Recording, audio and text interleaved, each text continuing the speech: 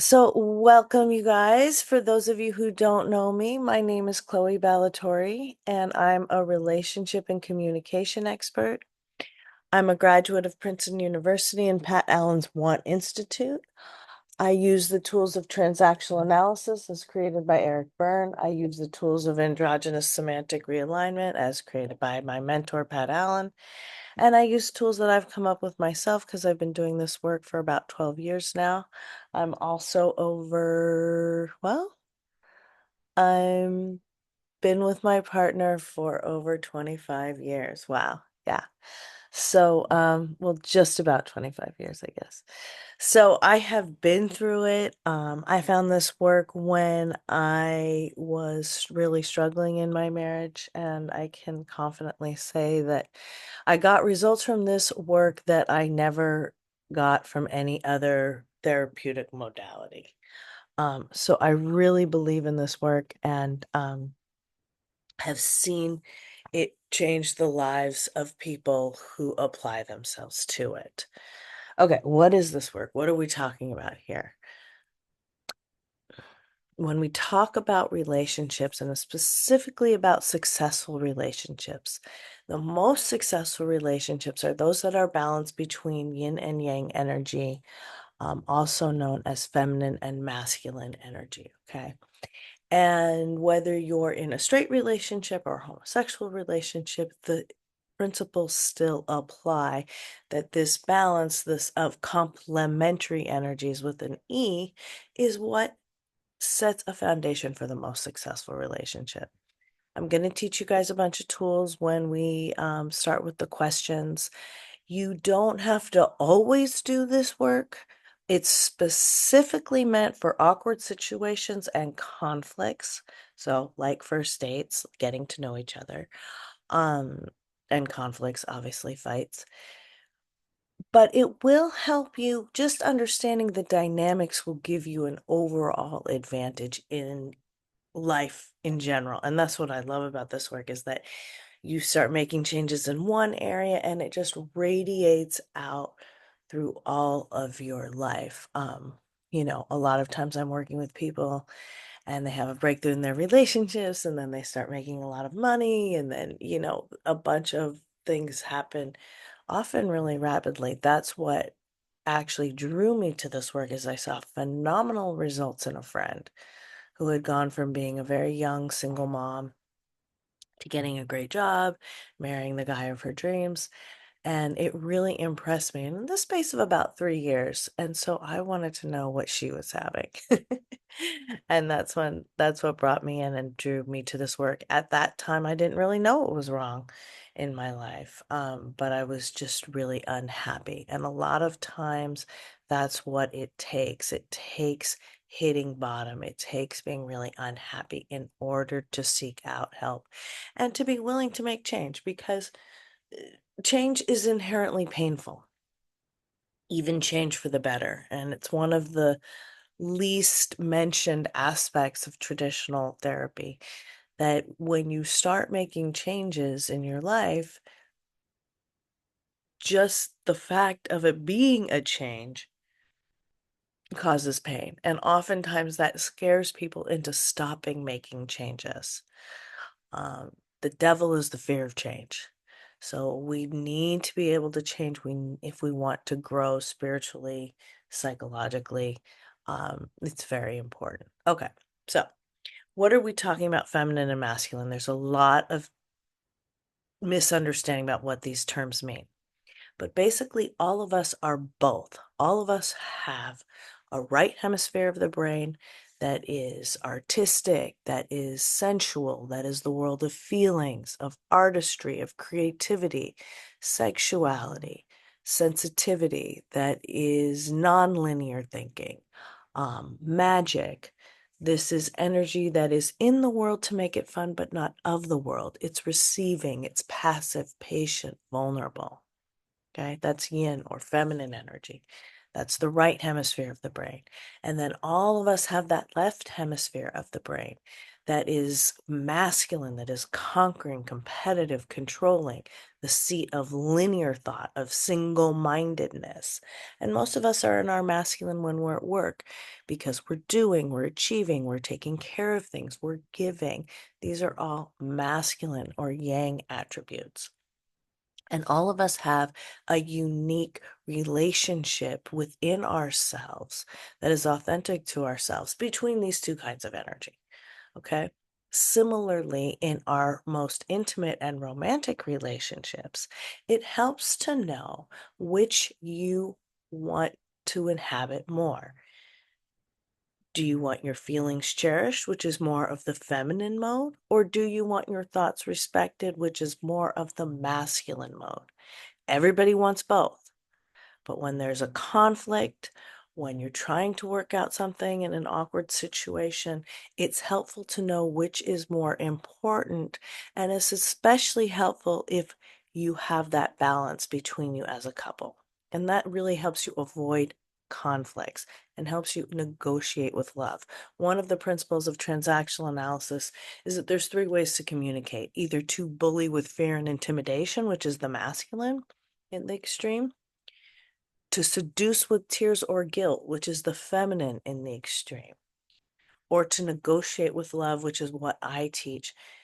And that's going back and forth with these complementary energies. And there's a rubric that I use for conflicts, there's a rubric that I use for dating. And as your guys' questions come up, you can see that.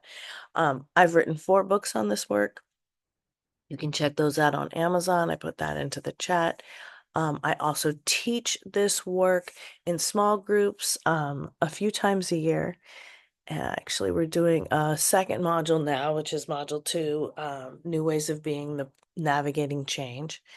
And I basically teach my books.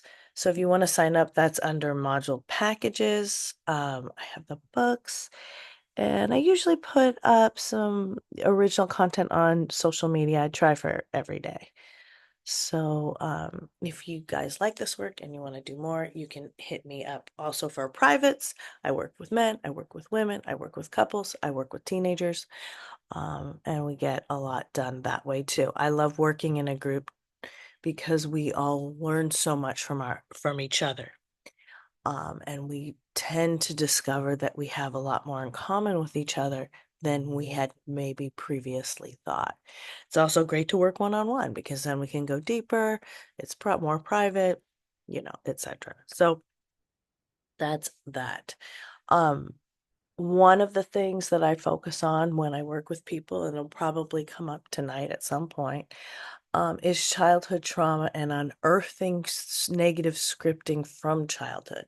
Because when we see problems in relationships, and especially when we see what's known as ego dystonia, which means you were forced as a child to become precociously related, to perhaps grow up too fast if you were a girl, becoming that Wendy, that caretaker, um, inhabiting that masculine energy as the mom, the doer, or if you were in the if you're growing up, conversely, if you're masculine energy, but you weren't given respect or you weren't given responsibility, if you were spoiled, if you were neglected, you may have developed into a Peter Pan type characters, the other archetype where you can't grow up, right? You can't take responsibility. You can't make it to that next level. So these are these are two really strong archetypes that I help people understand. And if they're operating in their lives to their disadvantage, we try to unearth those dynamics and then make different choices. Um, when we have childhood trauma, we get thrown into those roles more easily. And so oftentimes we're dealing with things that happen between the ages of 0 to 12, because that's really the source of most triggers. Okay, so that's what the scholarship that this work is based on. It's pretty well established, right? Yin Yang's like thousands of years old, and the knowledge that we have about brains is more recent, about brain hemispheres. That comes from probably the 1980s, and probably starting in around the late 90s, 2000s, neuroscientists discovered that the brain can change. And so that's been really helpful and useful because in Freud's time, he didn't think that the brain could change. You're pretty much cooked by age 12, and then you just had to deal with that reality that you grew up with in childhood. So it's been wonderful. We're really lucky to live in an era where we know that the brain can change. It does take work, it takes persistence, but it is so worth it. Um, because once you have touched your authentic self, really you never want to let it go, even though you will be paying a price sometimes for being your authentic self. Okay, so let's get started. If you have a question, you can put it into the chat or you can raise your hand. Hi, Wendy. Hi, can you hear me? Yeah, how are Okay. you? How can I help you? Yeah, I want to talk about this guy you might remember. I'm not sure, it's been a while. He lives in LA and I'm Okay. in San Diego, and looks like I might see him. We're kind of planning to Would this be the first in-person meeting? yeah, so it'd be like next Friday. Okay, great. So there's been Yay. I hope so. I mean, he tried to come down 3 times early, like a month ago, and different things came up. So I kind of have learned to not totally count on that, you know. Right. But yeah, I think so. So yeah, there's a lot of really wonderful things about him. He's super nice, super generous. He texts me every day, you know, good morning, beautiful, and um, I don't actually really like texting, and I told him that, but I don't think he understood it, so I just kind of go with it, you know. Right. Um, we haven't really talked on the phone much. I think 3 times now in 6 weeks, and we did I think 2 or 3 short Zooms. Okay, but the So daily texting is good. He's checking in. I like the first thing in the morning too. yeah. Um, so the thing is, I think he knew from the very first phone call. He told me he felt very connected to me, and he Yeah, that's really, usually how men are. They know he, right away. yeah. I mean, he hadn't even seen me other than online pictures, Mm-hmm. and so he just continues to like me more and more, and I'm not really there, and I'm worried that I'm really slow for someone to grow on me, and I think it would have to be like a number of times in person. And I'm starting to feel kind of nervous that where we're at, doesn't match, and that I noticed like today when we talked, like I felt sort of pressured to give him a compliment after he gave me a bunch of them. You know what I mean? Like Right. just Okay. to not be awkward. I mean, I do think he has some great things, but I don't really know how I feel about him. Okay. Well, that's okay. The most successful relationships are when he likes her a little bit more. Okay. So it's Hmm. okay if he likes you a little bit more than you like him, first of all. Second of all, like I said before, you're not going to know how it is until you guys meet in person. That's going Right. to be the real litmus test. So But that anything won't that's, even, I may not know then either. no, you may not, Yeah. but it will be different. Do you understand? That's Yeah. going to change. That's going to make a difference. It's going to be different than just texting or talking on the phone. Yeah. So I would just hold your horses. Don't make any assumptions. Don't make any judgments. Sometimes people can be very brave in texts, and then then you meet up in person and they don't say anything at all.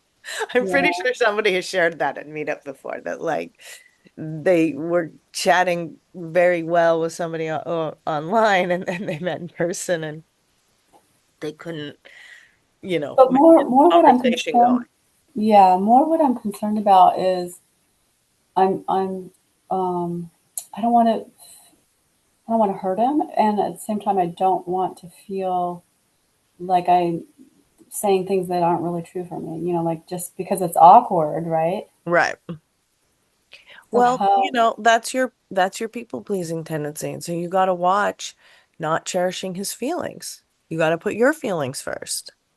uh-huh. And when you find those thoughts coming up, oh, I need to give him a compliment. Oh, I need to cherish his feelings. I don't want to hurt him. I mean, obviously, don't be a jerk, but it's fine to state things politely. You know, no is a complete sentence. If you're not interested, no is fine. Don't worry about hurting his feelings. So what if at the end of our get together, we'll meet in the park, like if if I'm like undecided, what do I say? What do you mean? Like it was really nice to meet you. I'd be, Oh, when you're saying goodbye? yeah, like I'm You interested don't, to you, see. yeah, you could just, he's gonna take the lead because he's in the masculine. So you just, passive, patient, vulnerable, available and open to his leadership, respecting his thoughts, leading with your feelings, telling how you feel. What do I say if he says I really like you? What do Just say thank you. That's okay. Why is that a bad thing? I feel like I'm ungrateful if I don't reciprocate because there's a lot of wonderful things about him. Well, that doesn't mean you have to like him. And it also doesn't mean I really will advise you, regardless, to not do things like that, to not communicate like that, because it tends to be a dead end conversation. I So what, really like you. I really like you. Then what? Don't do that. Just say thank you. That makes me feel really good. that is generally what I do. I Okay, do, good. yeah. Just accept it. If somebody really likes you, that's a good thing. Okay. Okay. I look forward to hearing. Hopefully, this date's going to happen. If this date doesn't happen, I don't know that you should really continue talking to him because now you've invested a lot of time talking to him and you guys really need to meet in person. Well, he's Jewish and he's had the high holy days, and then right now there's another 8 day Right. holiday. I'm giving him a little extra time because also he's in LA and you're Yeah. in S, so it's a drive. But yeah, this in-person meeting has got to happen soon. Okay. Okay. Sophia.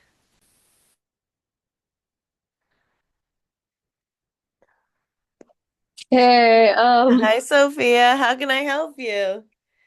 I have some advice. I mean, yeah, I need some advice for a guy that I'm potentially interested in.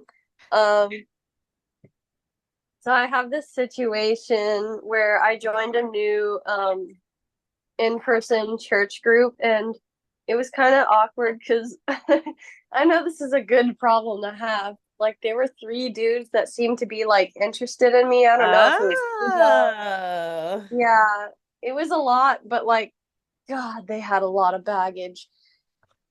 Um, I don't even want to talk about the first one. Yeah, most people are fixers. Yeah, and then the second guy, I was interested in him during the group because he seemed to be pretty masculine. Like he picked up um a paper that I dropped or something like that, and um then I kind of noticed some oddities with him. Like he was a little too enthusiastic about playing the role of daddy for my son, and things kind of got weird. And then Hmm. I found out that well, he looked this guy looked like he was 25 or 24 even. He's 34 Oh, and I found out that he has never moved out of his parents' house. okay. So that guy, scratch him off the list. Okay. Now I'm left with this. Oh no, I can't hear you. Sophia? I just heard I'm left with.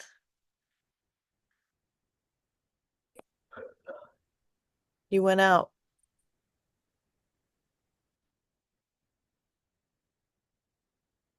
Hmm.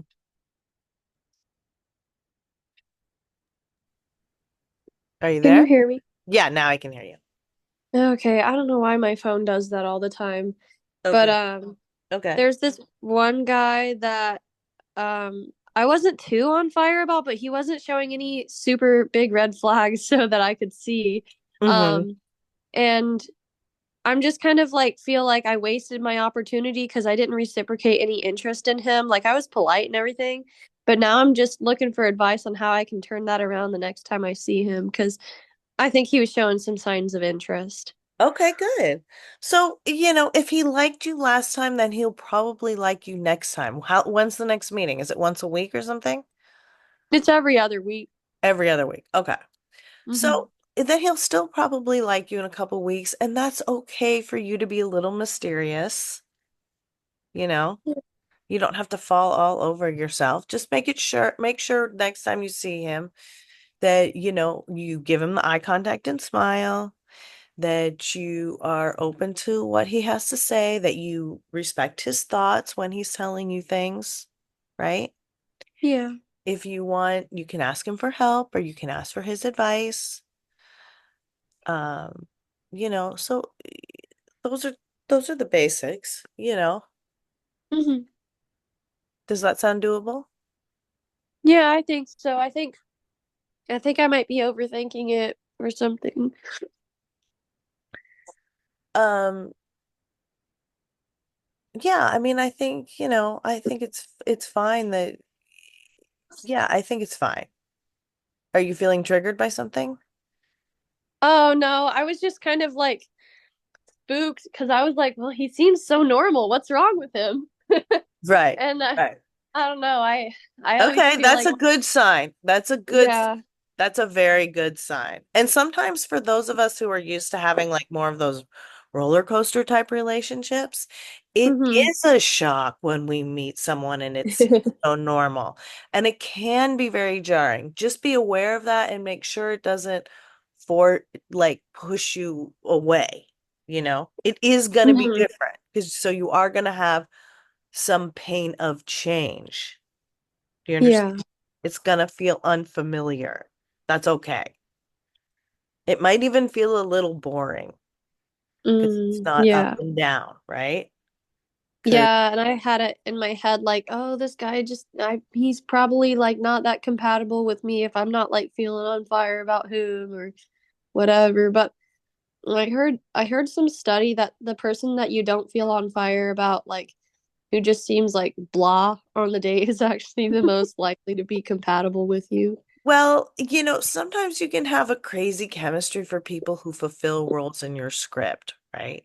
And so Hmm. those are people who replicate the your caretakers from childhood to a certain degree because the idea is if I can work it out with this person that will heal my wound because this is like a stand-in for my dad or my mom or whoever.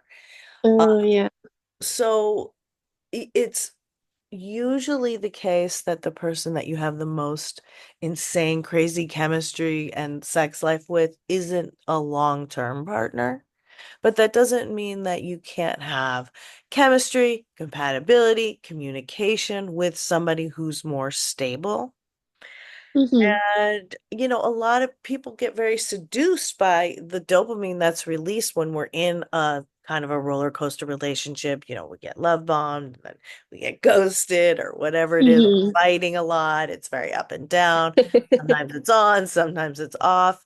We can get kind of addicted to those chemicals that are released in our system, those hormones because just like we get addicted to alcohol. And so when you get into a more stable situation, it's gonna feel a little different and maybe a little bit more boring, and that's okay. Yeah. Because it's not sustainable to keep going on a roller coaster and you've already had that, you know what that's like. So it's not Hmm. sustainable to keep fighting with someone and making up and breaking up. Uh, You it's really bad for your nervous system also. oh yeah. Okay, well, I look Yeah. forward to hearing how it goes. Yeah, thank you for the tips. You're welcome. Okay, Okay. so do you want to look at the see what Scott has to ask? I'm Yes, not sure. yes, thank you. Okay. I believe I have traits of self-sabotage. How do I recognize that and change it? Do you want to elaborate on that, Scott? Um, I just feel like sometimes I'm more negative. I can preoccupy myself with negativity, and maybe I just trying to be more positive would Okay. help my perspective. Okay. So, yeah, that's again, for those of us who've had childhood trauma, we've had to be on the lookout for things that were going wrong. And so a lot of times we take that coping mechanism that saved us and helped us survive, and we bring it into our adulthood and specifically into our dating life, and it doesn't work anymore. Then it becomes the thing that, like you're saying, is sabotaging you. So one of the things that you can do, and I like to do this like when I'm falling asleep, instead of running through your head everything that went wrong that day, run through your head everything that went right. So it's like a little hack to get that dopamine drip going in your brain. All of us need dopamine, which is that like short term instant gratification, and all of us need serotonin, which is that right that longer term sense of contentment. But we don't need a big blast of it. Like you get a big blast of dopamine, for example, when you shoot heroin. So it's really better to like dopamine drip yourself gradually all day, but specifically when you go to bed at night, just run through all the things that went right instead of wrong. That in and of itself will probably start to make a difference for you. Um, and then sometimes what I tell my clients is, you're already at a point of awareness with it, which is good, which is the first step, right? You first have to become aware of it, then you can fix it, then you can clean it up. So you're already at a point of awareness with it. So when you notice yourself doing it, if you can't think of something positive, if you can't reframe it in a positive way, what you can do at least is acknowledge that you don't know what will happen, because all of us here on earth or in this room are humans, and we really can't predict the future. And if you've been on the planet long enough, you know that life surprises you all the time, despite oh, I know what's gonna happen. This will happen, and he'll let me down, and she'll wrong me. It we're very bad, typically humans, at predicting the future. So if you can at least acknowledge if you're in a negative spiral of thought, okay, well, I don't know what's gonna happen. If you can just surrender that, that's also really helpful. And then, if you get pretty good with those two things, you can start expanding the dopamine drip like throughout the day so that you're doing it all day. So it's not just at night, but you can just it's kind of like celebrating the wins. Wow, that was really nice. This watermelon tastes really good. This is like the best watermelon I've ever had, or I've had all summer. And that would be like a little dopamine drip. Even if you were to, like, not to eat a whole cake, but maybe even just eat a cookie, right? That would be a dopamine drip. So recognizing those wins and things that you can think of during the day positively, and it will take some practice, um, will help you start to shift that. Does that make sense? Oops, sorry. Yes, it does. Thank you. I appreciate that. Okay. Well, I look forward to hearing your update. I always want to hear, once I give you guys homework, I want to hear how you're doing with it and if it's working for you, or if you need tweaking, or you didn't understand something, whatever it is. So I love to hear your questions and your updates. Okay. Ali or Ali? Hi, how are you? Hi. Am I saying your name right? Is it Ali? Yes. Okay. How can I help you, Ali? Um, I had a couple questions. So, I'm trying to see pretty much where to seek relationships, serious wise, stuff like that. Where's the best place where you can go out and meet people and do this and like kind of like explore the world and just meet someone that's serious? Because it seems like typically in my age group, it's very hard to find something like that, and it's typically because a lot of people are into their careers. A lot of people are not, not just financially, but not mentally stable. So, with me with relationships, it's been a very bad experiences, and I'm kind of like so scared to kind of experience it. But now I'm kind of willing to at least try. and see, what's in store for me. Okay, so what's your age, right? What did you say your age group was? 23. Oh, okay, so you're young, but you're like ready to find your person and get married. I'm just trying to mainly, how do I say, it? Not get married, but I'm trying to more seek something serious to experience. So it's mainly Like a for, committed relationship. yes, but for the Okay. experience mainly. But it's been a very bad experience because I came across people that just, they're just not all there. Like I've even, seen 30-year-old women, and they're just mentally, financially, they may be there, but not mentally, and Yeah, it kind of is a very difficult position for me to kind of, right. I hear you. yeah. Okay, so let me ask you a question. In your intimate relationships, your romantic relationships, what do you want more? Do you want your feelings cherished or do you want your thoughts respected? Everybody wants What's both, the which is difference? so thoughts respected is more the masculine. That means you'll be more in control. You'll be taking the leadership. You'll be the pursuer. You'll be the one planning the dates, asking the person out. Um, the feelings cherished is more the yin or the feminine position, which means you're more receiving. You're more available to the other person's leadership. Um, you're more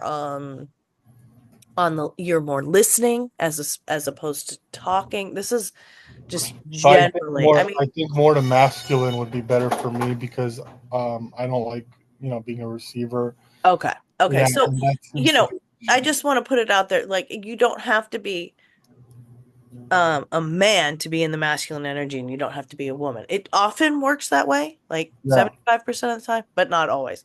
So, there's no shame in if you're a man and you want to be in the feminine energy and be the receiving and have a more like domineering or stronger yeah, woman in your life. Okay. yeah, I just want to clarify that. But you're not that. You want to be in the masculine. Okay. yeah. So, you're looking to find somebody. I prefer flirting and meeting in person over dating apps because, Okay, where specifically? Because that seems to be an issue. okay, so it's always a good idea to follow your interests. I have clients who are learning, think about where the women you like, look around your city, where do they hang out? Are they on the golf course? Are they playing pickleball? Are they at the dog park? Are they at the hotel So bar? currently, I'll just give you a little brief description of my life. I just currently work and go home. In January, I'm gonna go back to school. That whole situation with my school, I'm trying to figure out my career. But anyways, I think school is a good place. But since currently I'm not in school, Yes, um, school is a good place. School and work are both good because you get to know people without the stress of having to ask to keep going on dates. But I'm going to give you an assignment, and it's called please, the five flirts. And what you're going to do is in the course of you're going to be flirting 5 days a week, okay? okay, 4 of those days are going to be just in the course of whatever you're doing. If you're walking your dog, if you're going to the grocery store, if you're going to Bed Bath and Beyond. The truth is, you can meet someone anywhere, right? I see. Yeah, So if you see someone that catches your fancy that you like, you're going to give her 5 seconds of eye contact and smile. And if she returns that with substantial eye contact and smile, not just like a quick glance, but if she returns that with substantial eye contact and smile, then you know she's interested and you can then approach. Okay. yeah. Now, 1 day a week, I want you to find a place, plant yourself somewhere, whether it be the coffee shop next to a yoga class, whether it be The mall. the mall, wherever it is, plant yourself, go alone, 45 minutes to an hour. And then if you see someone you like and you give them the eye contact and smile, there's the opportunity that they can sit down, that they can join you, that you can have a little bit more of a conversation than you might if you were just like, in the course of your day. The conversation can relate to anything. Could be about the mall, about the Exactly. item. But Could you be want to, since you're in the masculine, you're going to be leading with your thoughts and you're going to be cherishing her feelings. So If the conversation's going well, you might say, how do you feel? I really want to take you to dinner. How do you feel about going to dinner with me? On the first time? If it's going Oh, if it's great, going well. Sorry. If it's going well, you said. yeah, if it's going well. Not if it's not going well, just say, I want to speak to you again. How do you feel about giving me your phone number? Whatever it is. You recommend on the first time, in the end, if the conversation went well in the end, to ask for her number? Yeah. Okay, because the problem with me is I don't really have experience, like I stated. So that seems I have a problem in social skills, so that seems to be an issue for me too. I don't know how to approach in a not awkward situation. Right. Yeah. So you don't need to reinvent the wheel. Like you said, the conversation can really be about anything. Okay. Like, and you can use things in the environment, or give her a compliment. Nice sweater, I love your dog, whatever it is. Um, not Where something. do you recommend I go that would be an appropriate place? Not just appropriate, but just a place where I can actually approach somebody and you know, Well, uh, it depends, play with it a little bit. It depends on you. It's not like there's one specific place. So, maybe try one place and see if it's good, or then if it's not, then you can try another place. Like I said, I mean, I remember when I was single, there's um stairs near my place where all the firemen go. Okay. yeah. So I would go there. Why don't you recommend dating apps? I mean, I think they're okay. And I think that sometimes people do meet on the dating apps, of course. And I've had clients for whom it's been successful.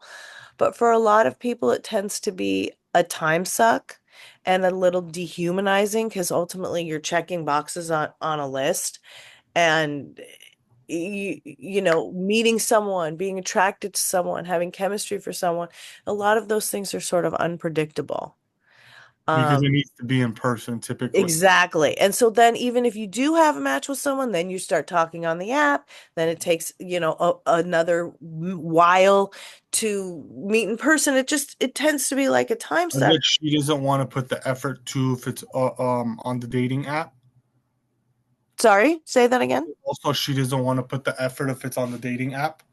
Like, Yeah, and sometimes people just don't like being on their computer, but then it's like, what's the point of having a dating app account if you don't? You know what I mean? Exactly. Exactly. But like At that point, it I'll becomes tell you, I work. often get women being like, I don't know, I can't do it. I'm getting sucked in. It doesn't seem to be working. It just for a lot of people it tends to harm more than help. And it also you're just that much further out for that in-person meeting. And like I don't know if you're here from the beginning of the meeting, but No, today's until my you first day.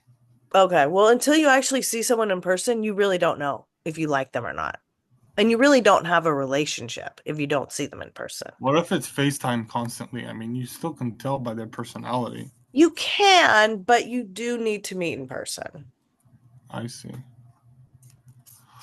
because things are just different from that. So you were saying masculine and feminine. So let me ask you a question. As a man, does that cause problems if you are the feminine? Because now it's like she's sucking you in every single time. And then you as a man kind of get frustrated and kind of like don't want to deal with it. Because I think that seems to be the issue with me.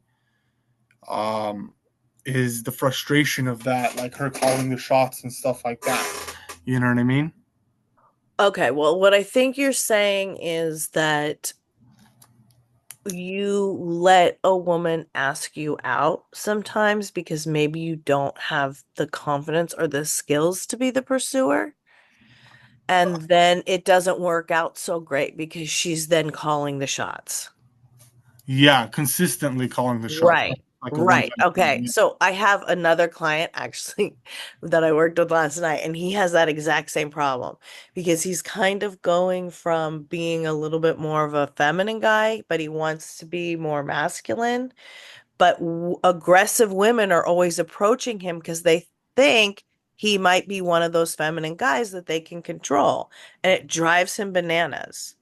Mhm.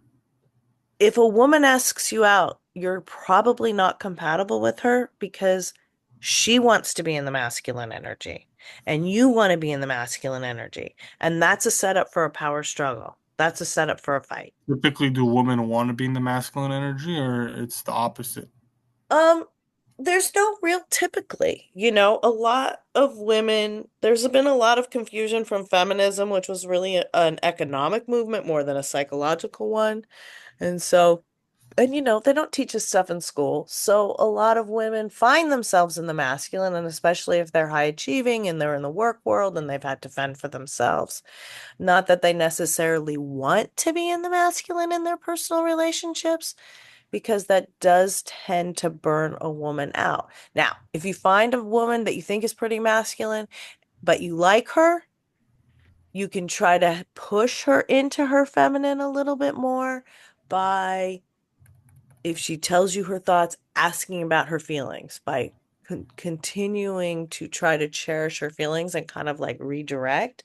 That could work, because once a woman gets her feelings cherished, if she's in feminine energy authentically, then that's going to make her feel safe. When would you observe if she wants to be the masculine or feminine? Well, you can observe it right from the beginning, Uh, so He who typically, speaks first is masculine. okay, I see. Okay. So I would tell you what I told my other client who's having this same problem. If a woman asks you out, say no. Yeah, automatically, it's not a good Yeah, sign. because it's going to be too much of a power struggle.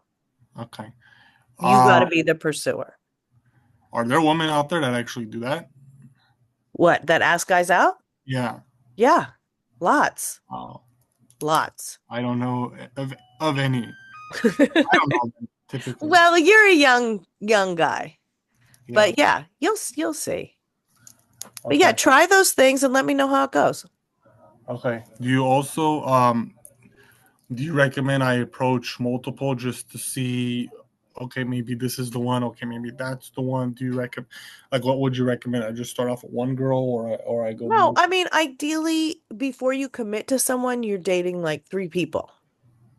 Okay, so typically you should, from what I'm trying to just clarify, you should kind of typically date 3 people just to get a better vibe on each one. Yeah, and you're gonna have to ask more people out than they're gonna say yes, right? So I see. And you typically there's, better to ask her out on the first try, I'm assuming. I mean, if you feel like you can do it, yeah. If you're getting the vibe, do it. What do you recommend though? If there's a good chemistry, if there's a good There's vibe. not like a one size fits all, but yeah, if it's going well, close. Try to close. A So lot you're of times what happens, and this is also what happens with my other client, is he slips into this other zone where he gets friend zoned, right? Because he yeah, doesn't make a move and the window closes for him to make a move. You I know, see. part of And love, part of romance is timing. but do you recommend typically on the first if the chemistry and everything is good? Because I was under the impression Yeah. oh, it should take a month or No, more than no. that. I mean, I do think friendship is a really good foundation for a relationship, but that doesn't mean you can't ask for dates or for plans, right? I just to get a vibe on things. Yeah. Okay. Yeah. I mean, you got to start getting to know her Okay. I see. So best recommendation, date like at least 3 girls, go out and pretty and much then just see who you like the best okay. and who likes you. Okay. I guess Okay. I'll do that. Okay. Good luck. All right. I look forward to your update. Okay. Do we have any more questions or comments? You can ask about anything that I've said up to this point. Um, Here, I'm going to put my credentials into the chat again. So you guys want to reach out to me before next meetup, you can. You can also check out the books and, of course, sign up for the modules. Um, okay, if there's no more questions, I'm going to wrap it up. I'm usually here on Thursday nights. I will be here next week. And I'm going to be here really up until Thanksgiving, and then I usually take a break for the holidays. So, thank you for coming. and asking questions and being part of this community. We're one of the biggest relationship groups on Meetup now, which is really gratifying. And I look forward to hearing from you guys and hearing how these tools are working for you. Have a good night.